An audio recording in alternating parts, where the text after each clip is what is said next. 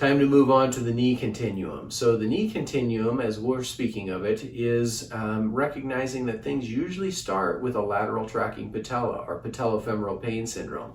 Once that patella has tracked laterally for an extended period of time, we start to get irritation of the lateral patellar facet against the lateral femoral condyle, and now there's some irritation and inflammation. Well, as that irritation and inflammation persist, we can transition into chondromalacia patella, where we start getting some chips of cartilage, and then ultimately into osteoarthritis, where we get pure degeneration of cartilage and then bony changes associated with that. So let's take a quick look at how this process progresses. It starts with this, patellofemoral pain syndrome, which is the most common cause of knee pain. A fourth of adults have patellofemoral pain syndrome. Remember when we talked about hip abductor weakness, that the surveys tell us 70 to 90% of patients have that? Well, it's not surprising then that if we pull the patella laterally with every step and squat, we're going to have irritation at some point in time. I'm surprised it's only 25%. You must have a lot of good genetic cartilage in the world. Young athletes, although they haven't had the years of stress, they certainly have the problem because of the amount of stress that they place on it.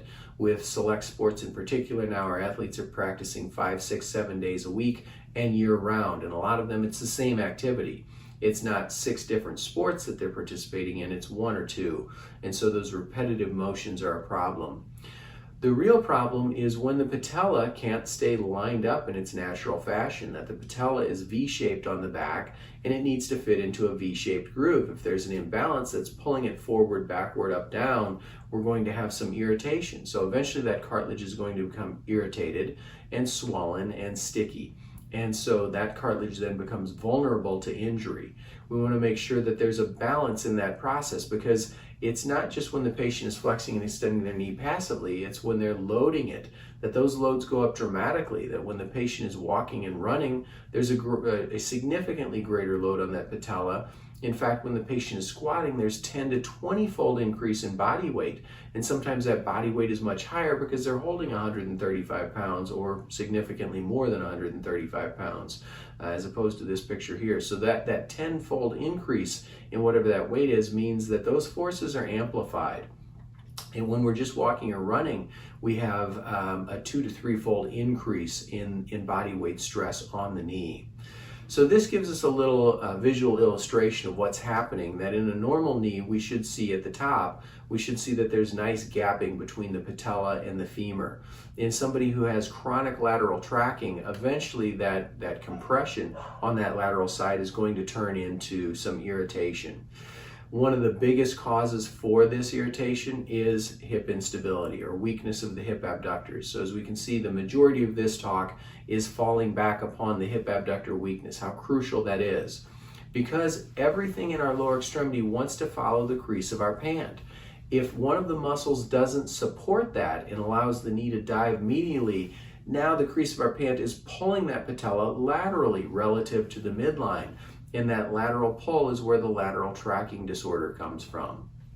Remember the entire chain that's happening here, that weakness in that gluteus medius allows the knee to dive inward. It puts stress on the medial collateral ligament. It pulls the patella laterally, but it also causes those problems up chain and down chain. One of the down chain problems that we want to be concerned about in somebody who has a lateral tracking disorder or the continuum of knee problem is, what do their feet look like?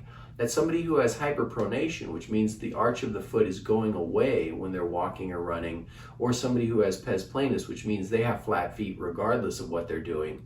Both of those conditions are provocative for knee complaints, because right now if you stand up and roll your arches inward, where do your knees go? They go medially in the same way that they go medially if your hip abductors are weak.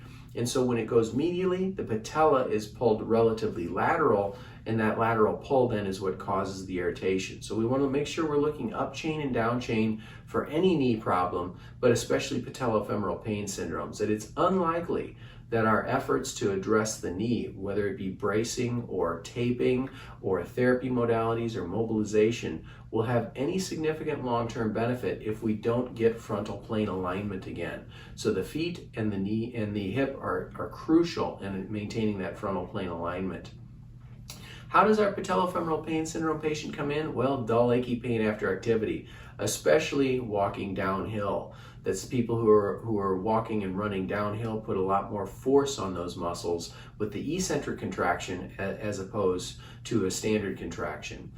Once that patellofemoral pain syndrome and that lateral tracking has gone on for a period of time, the cartilage will start to break down, and that early breakdown of the cartilage is what we term chondromalacia patella. This is the undesirable midpoint on a continuum between a lateral tracking disorder and severe osteoarthritis. So as we move into chondromalacia patella from patellofemoral pain syndrome, a lot of times in the earlier years, our teenage years, it's more common, again, as we'll see for so many of these lower chain problems in females, probably once again because of the Q angle issue and the ability to contract the gluteus medius. But it's prevalent in both genders, females slightly more, and as we age slightly more, which makes sense. That most of our degenerative conditions are related to the factors of stress. I think of it like tread wear on a tire, whether it be lumbar degeneration or knee degeneration. That the determinants for how quickly it wears is what are the genetics. That's 50% of lumbar degeneration is related to your genetics. The other 50% is how did you load it through the years and how long did you load it through the years. So think of it like a tire. How good was the rubber on the tire? How hard did you drive the tire? And how old is the tire? The same thing is true of the cartilage. And so the cartilage, the tire of our knee, is loaded differently based upon the degree of flexion. You can see in this example that the lateral compartment generally takes a lot more stress than the medial compartment of the knee, as far as where the patellofemoral joint, at least, the lateral aspect of that condyle. Again, this whole chain needs to be looked at, from the hip abductors all the way down to foot hyperpronation, because it's the same etiology for so many of these conditions. Why does hip abductor weakness cause greater trochanteric pain syndrome in one patient, iliotibial band syndrome in another, and patellofemoral pain syndrome in another? Well, it depends on which is the weak link. I like to think of all of the tissues in our body as glasses that can hold a certain amount of stress. But when that amount of stress, the capacity, overflows the glass, we have symptoms. So each of us have glasses at each of those structural areas, structural tissues in our body, and hip abductor weakness fills many of them. Whichever one is closest to running over is the one that's going to cause symptoms. So for these patients, it's going to be knee pain. A lot of times our patients get their diagnosis from the internet and just come to us for a second opinion. But what they don't realize is we understand the foundation of these things. And the foundation of osteoarthritis looks like this, that at the top, repetitive microtrauma causes swelling and synovitis. So that stress causes some swelling in the area, which softens the cartilage and makes it vulnerable so that it can be damaged. So these are the pathologic changes that happen. That damage then spits into visible changes that we'll start to see on x-ray. So joint space starts to narrow, the cartilage erodes over time and the joint space narrows. As we move down the right circle into instability, we start to see some deformity, and then that itself changes the mechanics, which turns into more damage. So this is a figure 8 self-perpetuating cycle. On the far right side of this is what our x-rays will show us, that deformity comes in the form of osteophytes and sclerosis, subchondral cysts. And on the left side of this is why the patient came into us. So that joint swelling and synovitis, that irritation, is what causes the symptoms. We know the right side of this, the osteophytes and the sclerosis, are not the cause of the patient's symptoms. There's lots of patients who have arthritis in multiple joints and don't know it. But patients who have irritation, inflammation in a joint tend to know it. And so those symptoms in the first part, the synovitis, is going to cause muscle guarding and joint restrictions, especially in the spine. It's going to cause pain. The patient then limits their activity and they start to put on a couple of extra pounds, which both in turn change to more repetitive microtrauma. So this degenerative cascade is a self-fueling cycle over time. It's very common because it's self-fueling. That a third of seniors have some degree of osteoarthritis in the knee, and the bad news is it typically doesn't go away, that it turns to progressive disorder. In the same way in the lower back, that disc degeneration leads to facet degeneration and vice versa. In the knee, when we start to have irritation in the medial tibiofemoral compartment, that's usually where it starts, and then the patellofemoral compartment starts to wear away, and finally the lateral compartment, until ultimately we move to this picture on the right side where the patient has a artificial part in their knee. One of the things that determines how quickly this happens, as we talked about, is genetics and gender. That studies tell us that women are 2 to 3 times more likely to develop degeneration in their knee. So yet one more condition of the lower chain that's more common in females. Upper chain problems tend to be a little bit more common in males. As a general rule, not every one of them, and lower chain problems tend to be a little bit more common in females for the reasons that we talked about. One of the things, regardless of gender, that makes a difference is if there's a couple of extra pounds in front.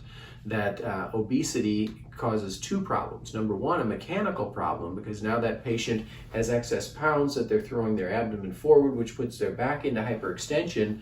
When their back is in hyperextension, their pelvis is thrown backwards, which then causes internal rotation of the femur, which causes the knees to dive together further. We're also seeing that obesity has a distinct inflammatory component, that obese patients typically have chronic low-grade inflammation throughout their body. So that's not appreciated by that already mechanically irritated knee. Now it has a chemical inflammation on top of it, so it's a double whammy.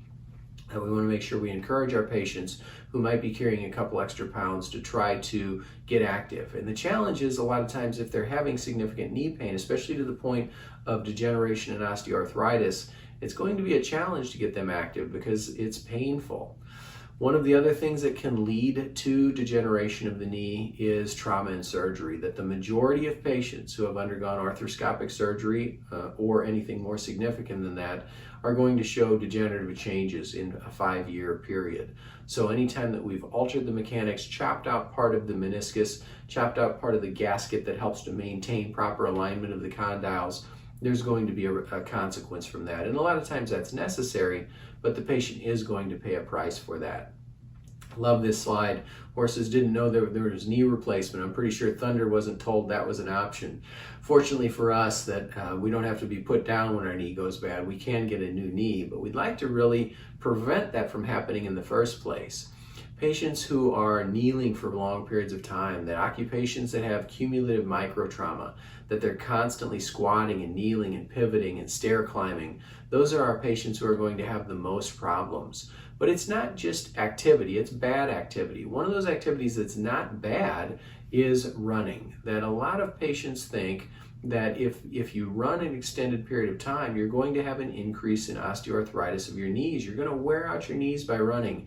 And we know that that's not true. There's abundant data to say that running does not cause an increase in knee osteoarthritis. In fact, it may have a protective effect. There was a study a number of years ago that looked at runners between the age of 60 and 70, and it found that their incidence of knee and these are people who had run for at least 10 years, their incidence of knee osteoarthritis was 4-fold lower than the average 60 to 70 year old, and their incidence of upper extremity arthritis was even lower than that. So there may be a protective effect, especially if our mechanics are good. Now, if we have terrible mechanics, then all bets are off. But patients who have been able to run for 10 years probably have good mechanics. The vast majority of marathoners will not even be running a year after the marathon. So a lot of times that's a one and done process. If a patient wants to run for an extended period of time, they need us to make sure that their running mechanics are proper and that we can coach them as to how to make sure we preserve their joints, because running itself is not a problem as long as mechanics are good. So what does this osteoarthritis patient come in with? Well, they don't like activity, and they feel a little bit better when they sit down, except then they have the cinema sign. When they get up from sitting down, now they have an increase in the discomfort. They don't like to bend and squat and stair walk. They feel stiff in the morning. Usually goes away within 30 minutes. That patients who have morning stiffness that lasts longer than 30 minutes, we need to be concerned about not run-of-the-mill osteoarthritis, but a potential inflammatory arthritis. Do they have rheumatoid or psoriatic or one of the other inflammatory arthropathies? Because that's very, very common and often goes overlooked, especially in lower back cases. A lot of lower back cases have a coexistent spondyloarthropathy. One thing that we often hear from our patients is that they can tell the weather, and it turns out that's true. You and I know that because we know when there's low barometric pressure outside, the patients are going to be complaining more on that day. Anybody who's been in practice for a while recognizes that. And there have been a number of studies, including one just published in the last couple of months, that said, yes, that is true. there is very much a correlation between low barometric pressure and low temperature. So this is an infographic that we've created that I'll share with you as well. I'll give you the ability to download this so that you can share it with your patients and social media followers.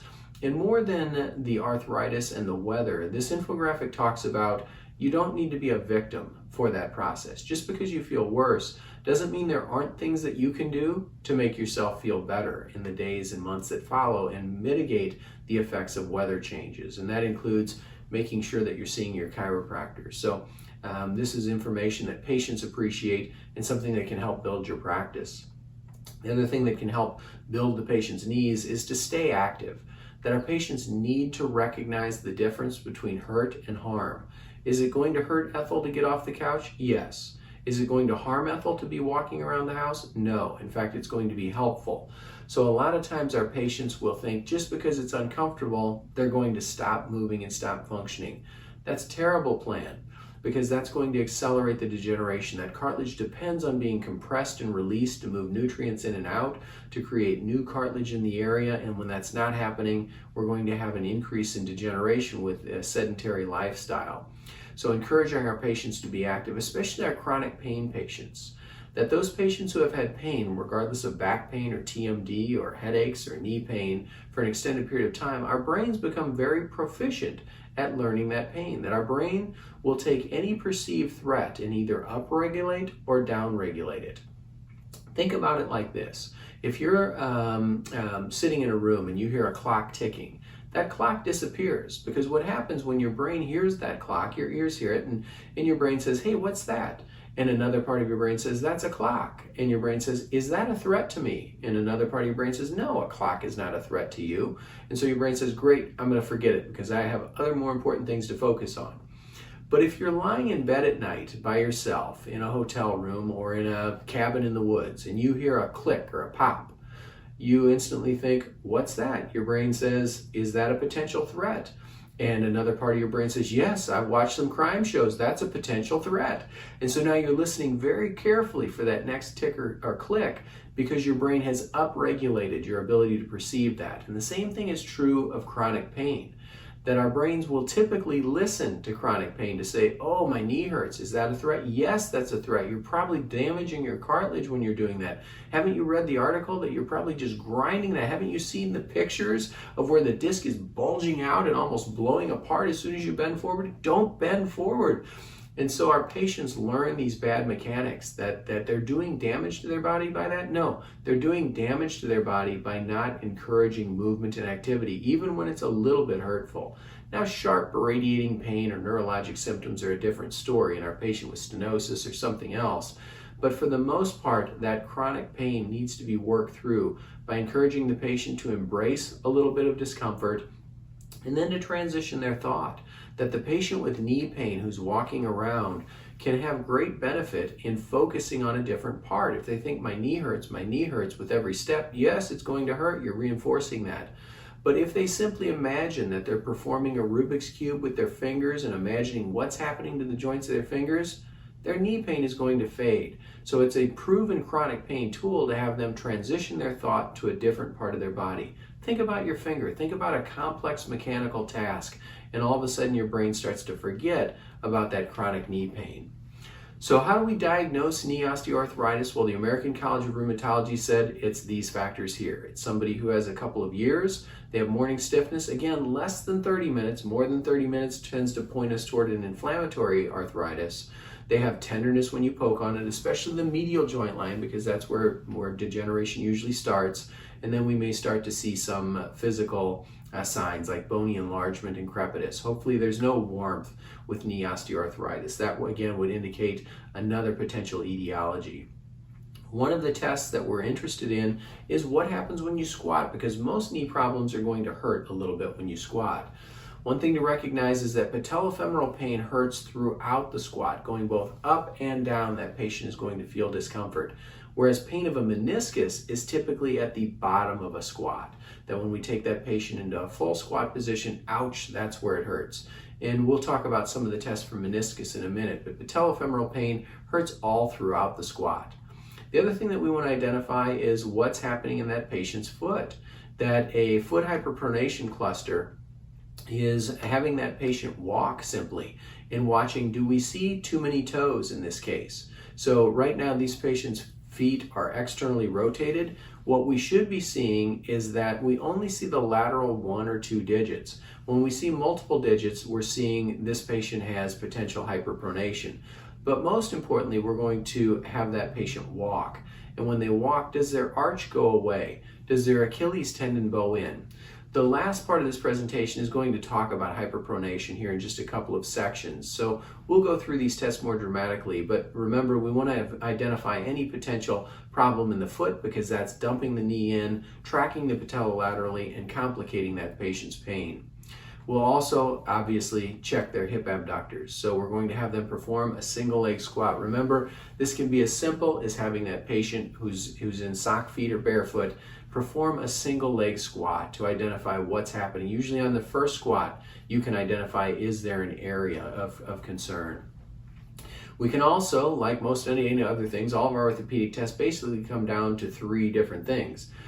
Push on it, stretch it, or make it work. And so osteoarthritis is the same thing. That patellar compression, we're going to push on that. So taking the patella, putting a downward force. Now, there's some concern about this test because we certainly can cause irritation to that sensitive patellofemoral cartilage. So be careful how much pressure that you're putting on that patella. The other test that we're going to perform is for knee osteoarthritis is a patellar tilt test, which this is a matter of simply trying to lift the lateral patella off of the lateral femur. And if we're not able to lift and move that patella off of there, it tells us we could have some tightness in the retinaculum, which that retinaculum would be appreciative of having an IASTM, a factor tool, something to help loosen that up and gain some blood flow to the area. It would be particularly appreciative of strengthening the hip abductors, though, which we'll get to in a second. We can track the patellar alignment, and that's simply performed by putting our fingers on each side of the knee and taking the knee back and forth. But really in a neutral position, we're not getting the best functional assessment of what's happening. Again, I like to do this under load and see what's happening to the patella at that point as opposed to a neutral position. Our patients who have knee osteoarthritis for an extended period of time oftentimes have visible swelling. And that visible swelling, it affects the joint capsule and it affects the bursa around the knee. All of those bursas around the knee communicate with each other. It's like a series of lakes and streams. And so when one lake overflows, it goes through the stream, the communication channel, into the next lake or the next bursa. And the bursa that has the least constraints in the knee is the popliteal bursa. The popliteal bursa is that little balloon back behind your knee. Hopefully it's not usually a balloon, but in a patient with osteoarthritis, it probably is. One of the first things that I'll do when somebody says they have knee pain is I'll just palpate the backside of both popliteal areas and see, do I feel a water balloon? That tells me, is there potentially an internal derangement of the knee going on here? Whether that be an acute ACL rupture or whether that be a chronic degenerative change. Anything that causes an increase in swelling of the knee joint capsule will usually blow up the popliteal bursa, and then we term that a Baker's cyst. In the past, doctors would often drain that, but we realize that's relatively futile in most cases because whatever created that excess water in the lake is going to continue to create the excess water in the lake, and it's going to continue to fill that popliteal bursa. So a better option is to go after the causes. And how do we do that? Well, we're going to try to make sure the knee has proper alignment, both at the knee, but more importantly, at the hip and the foot. So we can do IASTM of that peripatellar capsule, going around that kneecap with our factor tool or with our IASTM tool. We're going to loosen up the tensor fasciae lata, and again, you've seen this stretch multiple times. You can review any of these stretches, strengthening or releases on the resource that I'll give you at halftime. And we're going to work out the quadriceps because a lot of times the quads become tight in our patients with knee pain and patellofemoral tracking disorders. We'll also perform some light mobilization of the knee. That mobilization of the knee and the patella looks like this, that we're going to take the patella, we're going to move it laterally, but more importantly, we're going to move it medially, superior, and inferiorly, just to try to get some movement. As we're doing that, we're creating some lift. We don't want to do that with a compressive force on the patella, but a little bit of lift. One other thing that we can do to mobilize the entire knee is to take that patient's straightened leg and almost gently hyperextend it a degree or two. So we lift their supine with their leg extended, lift their heel off the table, and gently extend it so that we get just a little bit of hyperextension over pressure. And patients will generally appreciate that stretch too. We don't want any sharp pain with that movement, but it's one thing that they can find useful. And then we're going to engage the patient again. We need to teach them that activity is good. Although it's uncomfortable, it's good for them. So we're going to get them to stretch out the tight muscles and strengthen the weak muscles. Those tight muscles often include the gastroc and the soleus. So remember, we're going to stretch the gastroc with a runner's type stretch where that patient takes one leg back, leans against the wall, and then leans forward. This can be a contract, relax stretch, where when they get to maximum stretch, they push their foot into the ground, relax, and then stretch further forward as she's doing here. We'll also stretch out the hamstring. Have you ever seen a tight hamstring? Probably so. This is the way that I like to stretch the hamstring. It is putting the patient's leg up against the door frame, having them push into that door frame, and then scoot their hip forward. Push into the door frame, and then scoot their hip forward. Yes, they only get to 90 degrees. I know that it would be more effective to prop up on a chair and go forward, but rarely have I found a patient who's able to do that without putting stress on their back. And a lot of times when we're prescribing something for a hamstring, they have back pain too. Those go hand in hand. So having them do it on the floor allows them to get to an adequate level of stretch, but it doesn't allow them to put much stress on their back. If they need more stretch, they can wrap a towel around their heel and stretch it that way.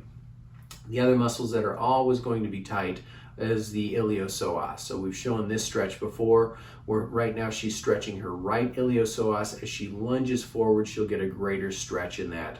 And that can be a contract, relax stretch, the same as the iliotibial band stretch, dropping her hip into the wall and making sure again that that ASIS stays forward and that she keeps her upper body nice and upright. We'll also teach them a hip hinge. So a hip hinge can start this way, that we're going to have that patient just touch their hips against the wall and come back up again. She's trying to keep her knees over the top of her ankles and not let that drop back dramatically while she's doing that. Most importantly, we need to make sure the hip abductors are strong so that it's maintaining that right alignment in the front.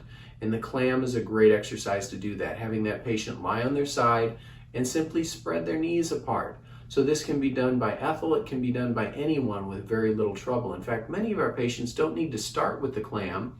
We can advance them up, but we want to take them one step at a time because the last thing that we want to do is to teach bad mechanics in the area. Once the clam becomes easy, we can put a band around their knee. We can ramp them up into a side plank potentially, especially if it's a younger person with chondromalacia. And then we'll also do some knee mobilization. And so this can be done at home the same way I talked about in the office, except the patient will put their foot up on a coffee table and gently push down on their knee into very mild hyperextension. They can also mobilize their patella themselves by lifting and moving that around slightly.